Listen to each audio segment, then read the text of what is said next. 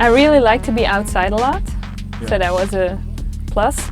And there's always something new to learn. You get to do a lot of different stuff, so that was the best for me. And also taking care of the babies. That was awesome.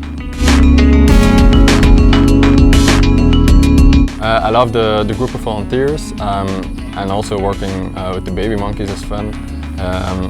And seeing how they get into the troop, so they don't stay attached to us humans, but they become real monkeys, and that's really cool to see.